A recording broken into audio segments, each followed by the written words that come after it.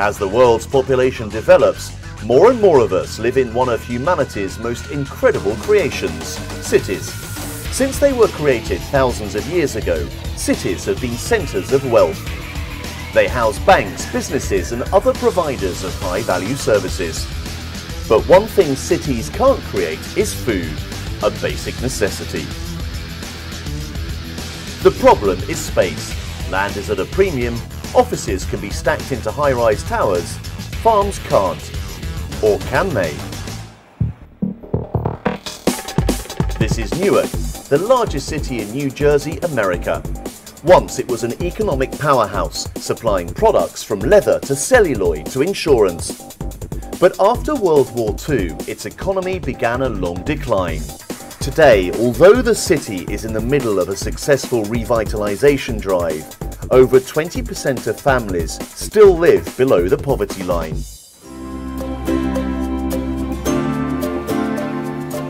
The city's situation has attracted entrepreneurs who see opportunities instead of problems. One of them is Richard Charles, an ex-Wall Street analyst. Newark was once one of the best, the most brightest stars as far as the Northeast and the US was concerned. A lot of artists used to call Newark home. It was a thriving commercial center. A lot of industry was here.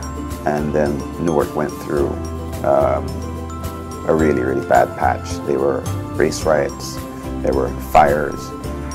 Newark has some pretty densely populated areas that are at or slightly below the poverty line. In these areas, these people don't have access to healthy food, essential vegetables. Newark's economic decline has left many empty buildings with cheap rentals. That, plus the lack of healthy food, gave Richard a brainwave, building vegetable farms in abandoned buildings. My partners and myself are very committed to what we've seen is the renaissance of Newark. We can have our farm spread out across multiple buildings, each building growing maybe one or two specific items of produce. Altogether, we may have a fairly large farm, but they'll be in different locations. Richard's plans attracted the attention of a local school, St. Philip's Academy. It was keen to create an indoor farm on its premises to grow vegetables for its students. Children could eat super fresh vegetables that went straight from the farm to their plates, instead of vegetables trucked in from miles away. Richard now had a client, a space and a dream. What was missing was the technology needed to make it happen.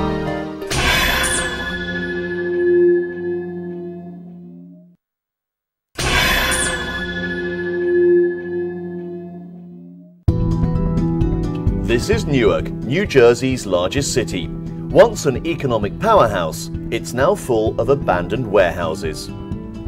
Richard Charles, an ex-Wall Street analyst, has a plan to revitalize the community. He envisions blocks of indoor farms producing and selling fresh vegetables to residents. To acquire the technology for his ambitious plan, Richard turned to Ed Harwood, a Cornell University professor turned entrepreneur. Ed runs a company called AeroFarms, based on technology that he pioneered. One of the original needs was to be able to grow leafy greens inside old buildings. Where we are currently located is in a 1950s building. I have now repurposed that building into something that you can call a farm. Ed's technology takes the developments of the Green Revolution even further. The Green Revolution increased the efficiency of the growing process. Among other things, it introduced the concept of using massive doses of fertilizer and intensive irrigation to dramatically increase yields. But out in the open, fertilizer is washed away by rain and water seeps through the soil. Not all of it gets absorbed by crops. So Ed has developed a more targeted approach by working in the field of aeroponics, growing plants in air instead of soil. Plants are suspended by a reusable cloth. A nutrient spray is fired at their roots, delivering an optimal amount of water and nutrition at optimal intervals. The technique uses 1/10 of the water otherwise necessary to grow the crop. The steps in the process that we use to grow in cloth basically involve getting the cloth wet, spreading seeds on the cloth, putting it in the machine so that the roots can be sprayed so that the seeds will germinate.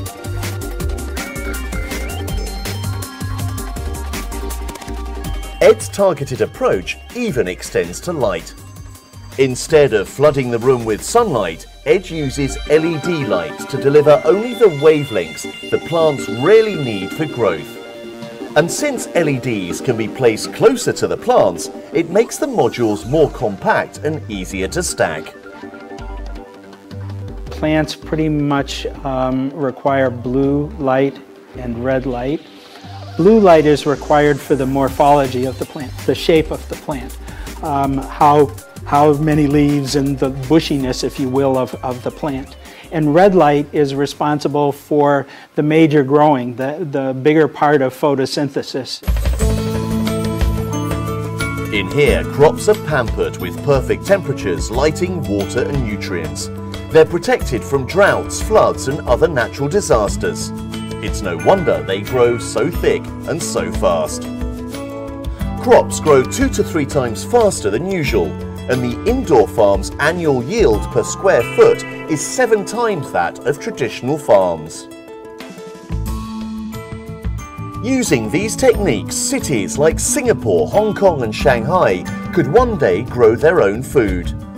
Vegetables would arrive freshly harvested instead of spending days in transit. It also offers a way for entrepreneurs to turn cheap abandoned warehouses into profitable farms. When I first moved to this location, my father-in-law challenged me. He says, "Why are you moving your family here?" And he said, "Well, you're moving to a part of the country that's seen several industrial revolutions and has lots of empty buildings." And that sort of stuck in my head for a long time. Adding the idea that we have lots of vacant buildings in this state, why not turn those vacant buildings into something useful? For Richard Charles, who wanted to rejuvenate Newark City, Ed's technology presented a perfect opportunity. Richard rented some of Ed's systems and modules. He then built a prototype aeroponics farm in St. Philip's Academy, a local school. Whenever we plant and harvest, the students are involved. And one of the great things about this school is that every single meal for every single person that goes to school here and works here is prepared fresh, from scratch, every single day.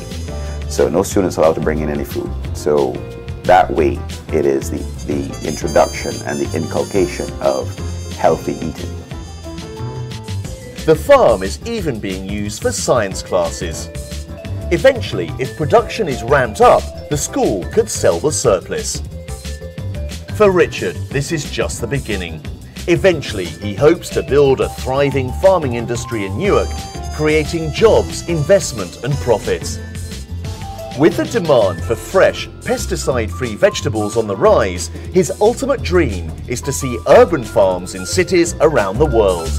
You are looking to either inhabit multi-story buildings or build multi-story buildings where you have a complete farming system inside, and obviously in cities like Newark and Manhattan. Climate change is already threatening traditional farming practices. With food shortages affecting everyone from rich to poor, the time may be ripe for a second green revolution. But if the revolution involves in vitro meat and urban farms, it may change more than our eating habits. It may change our way of life and the way we look at food forever.